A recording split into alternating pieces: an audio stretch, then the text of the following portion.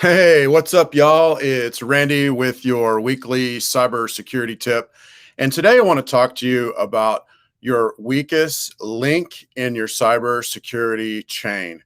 And you may already know it, or you may not. I would say about half the people guess it when I ask them. But the weakest link in your chain is people. Yep, people are the weakest link in the cybersecurity chain. And the fact is probably 90% of all cyber crime, all cyber attacks start out with a human error of some point.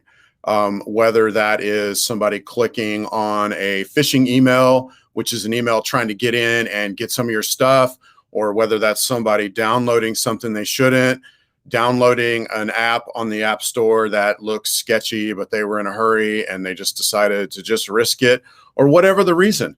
So if we can take care of or fix that weakest link, then we can really make a big difference in our overall cyber security. Like the whole profile, the whole exposure part, we can actually take care of that by fixing that weakest link.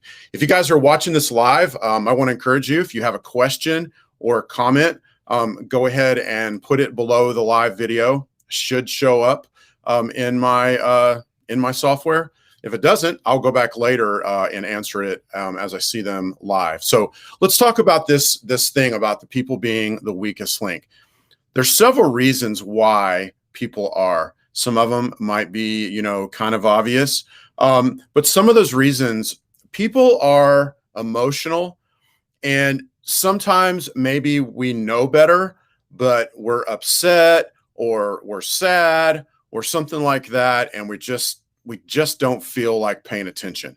And so people will do things because of those emotions that they wouldn't normally do, and that could involve clicking on a link or downloading something that ends up infecting the computer, ends up causing a compromise in your network, could lead to a breach. A few other things. People are impatient. I would probably say this one particular is one of the top reasons, if not the top reason. It's definitely tied for the top.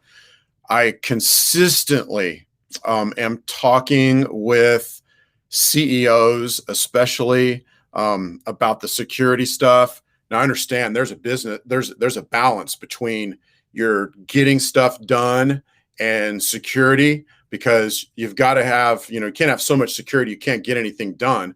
If you don't have any security, you're dead in the water. So I know there's a balance between that, but so many people are just too impatient. They might have 5,000 unread emails in their email box, and it does take a second or two if you hover over a link, to see if it's legit or not that's in your email. It takes a second or two for it to pop up.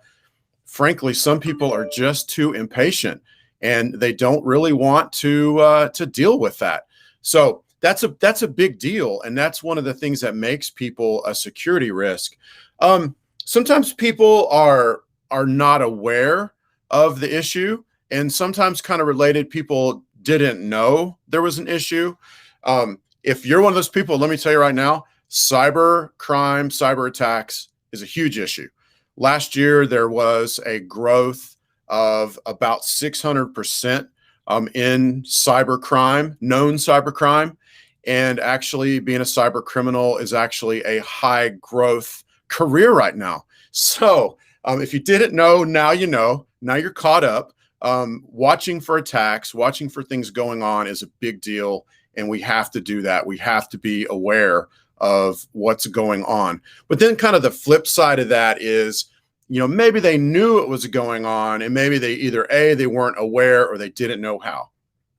Just in the last couple of weeks, I walked a very successful business person through how on an email, how do you tell if it's legit? By taking your mouse and mousing over certain things, and by looking at the, who the email came from. And, you can't be 100% sure, but you can be 99% sure. You can also be 100% sure that it's not legit by doing those things. And sometimes people just aren't aware, and so they don't know what they need to do. Another thing Okay, so this one might hit close to home for some people, but sometimes people are just too prideful.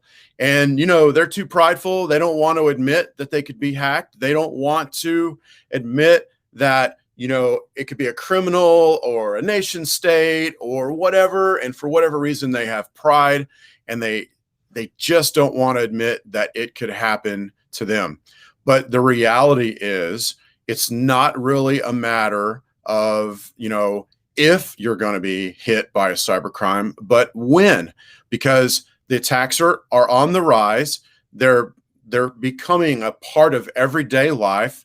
I read a statistic recently that there's close to 200,000 cyber attacks every day, which is insane. And it's just something that is everywhere. And so you don't want to be so prideful. It's okay to take pride in your work and all that kind of stuff, but you don't want to be so prideful that you can't learn something new, the old dog, a new trick kind of thing. And you don't want to be too prideful not to do that. You don't want to be too prideful to admit that, you could be attacked.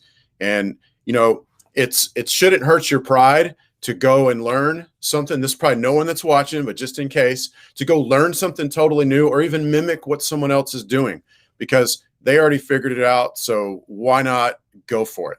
So those are kind of the main reasons why people are the weakest link. And before I wrap up, I just want to talk about, so what are some things you can do to basically take that weakest link and fix it?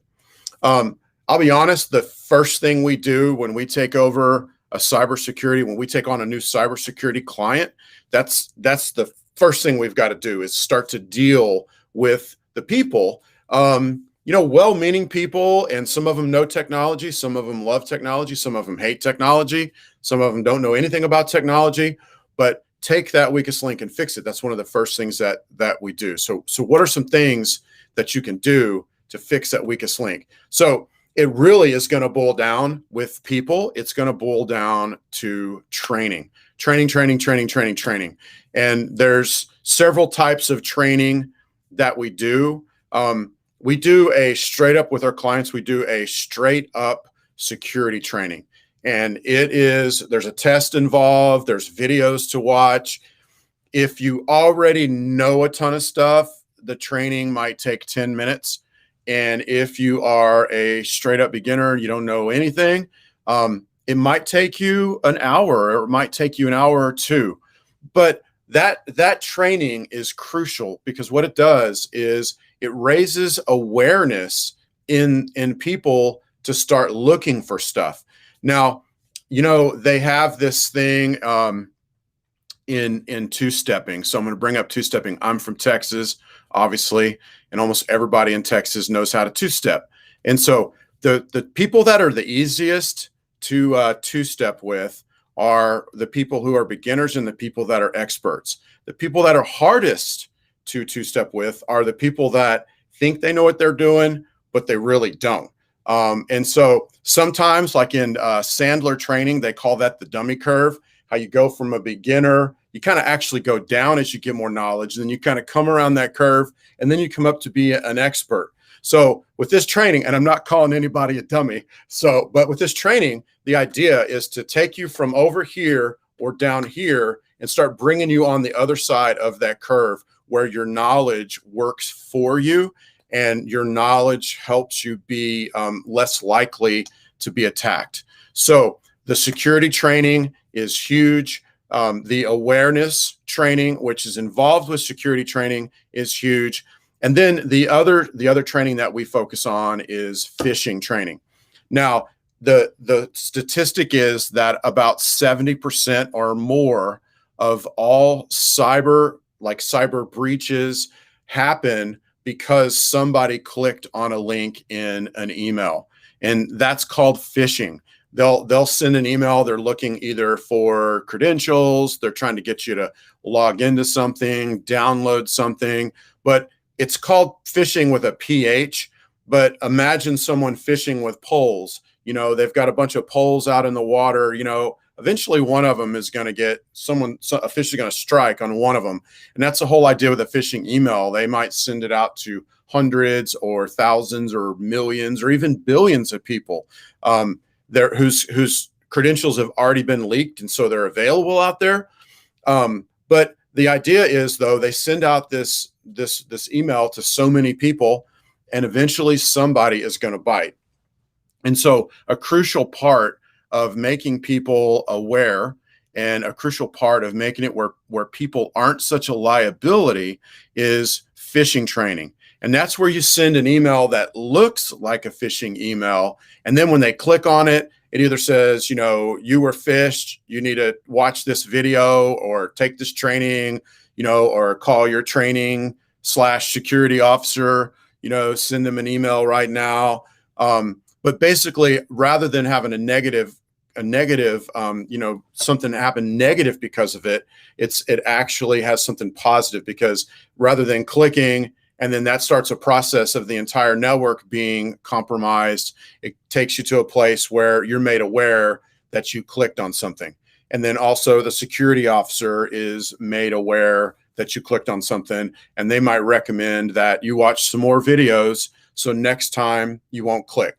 And I'll give an example in our own company of how effective phishing training really is, because we started phishing training about a year ago, and the first time that we tried it, 2 or 3 people clicked on those links. And the one we sent out actually had a link that said, you were phished. It had our logo, and then it had a little video, and it said, watch this video to basically, remediate for, your error click, if you will. And it started with that. And then over the course of the last year, our employees at our company, so we have tech and we have creative people also. So they're not necessarily, always thinking about security like I am, or maybe a technician is.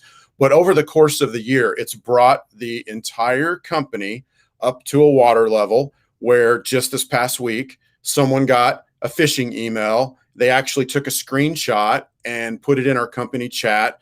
And then, we all kind of made fun of it. But it actually was we didn't actually make fun of it, because it actually was a really good phishing email. It was very believable.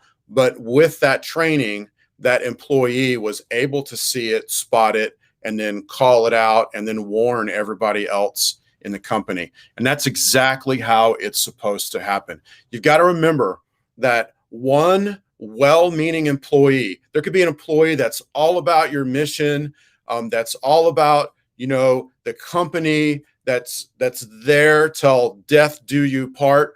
One well-meaning employee could click on a phishing link and cause a breach for the entire company. And that's somebody who's trying hard, and the training helps bring that up. So I just had a question. How can you tell if you've clicked on a phishing link? Are there any telltale signs? That is such a great question, because if you've been trained, if you're aware, if you're looking for it, you still might accidentally click on one. I would say the biggest telltale sign, and I have to take a step back, always use a password keeper, okay? Because the password keeper is only going to offer up credentials for a specific URL. And so here's the telltale sign. You click to go sign in, to your FedEx account. So this amazing package that can't be delivered, can be delivered. And you go to sign into your FedEx account, and all of a sudden your password keeper doesn't offer up your username and password for this particular URL. That is a telltale sign. Sorry, that's a tongue twister for me. But that's a telltale sign. When your password keeper doesn't offer up the credentials, then something's wrong. You're not really on FedEx.com. You're on FedEx.C0M or something like that. So that, I would say, that's the number one telltale sign. The other thing would be, like, if you click on something and it goes to a blank page that doesn't load, or it just doesn't seem right, it gets real sluggish, because your antivirus, that if you have good security software on your computer and in your network, both antivirus and threat hunting software, and then DNS, and then stuff that's working with your router, to look up DNS as you click on it. That's basically translating the click to an IP address. And if that's a bad IP address and you click on it, then you're going to get like a swirly, or it might say, you might even get a 404 if you have really good software in place and really good practices in place. If you're on a Mac, you might get the pinwheel of death, which is their little, or the beach ball of death, which is very funny. It reminds me, one time I took my MacBook to the Apple store to have a genius look at it. And he said, so Randy, what are your symptoms? And I said, well, I'm getting the pinwheel of death when I do this, or maybe the beach ball of death when I do this. And I said, I don't know what you guys call it around here. And he said, well, first off, we don't call anything around here of death, which I thought was kind of funny. But you know what I'm talking about? It's the little swirly, the little pinwheel, the little beach ball of death. I mean, there's a lot of little terms for it. But if you click on a link and you get that, then most likely, or very highly likely, it could be a phishing link. So great question. The other sign would be if you clicked on it and then all of a sudden it popped up to a screen that said your computer's infected, or, we want money from you or something like that. It doesn't usually happen like that, though. That's the scary thing, is it doesn't usually happen right away. So typically the compromise happens and then they get into your network. They start building up basically a portfolio or a profile of your network. And then they set a launch day. And on launch day is when they lock down everything and encrypt things and stuff like that. So most likely it's not going to pop up, hey, it's bad. But those are a few telltale signs. Great question. So once again, just to wrap it up, if there's no more questions, just to wrap it up, your people are going to be your weakest link, and a lot of reasons for that. And the best way to overcome that is with training, security training, awareness training, phishing training, anything that you can basically do to help them be more aware and alert is going to benefit them, benefit your company, and everybody involved. Well, guys, I appreciate everybody tuning in today to my weekly cybersecurity tip. I am here pretty much every single Tuesday, right around noon, and look forward to seeing y'all next time. And if you're watching this on our YouTube channel, be sure to subscribe to the channel if you like these videos. And well, actually, if you like the videos, hit the thumbs up. If you love, go ahead and sub to the channel. Once again, thanks for tuning in, and y'all have a great rest of your day. Thanks.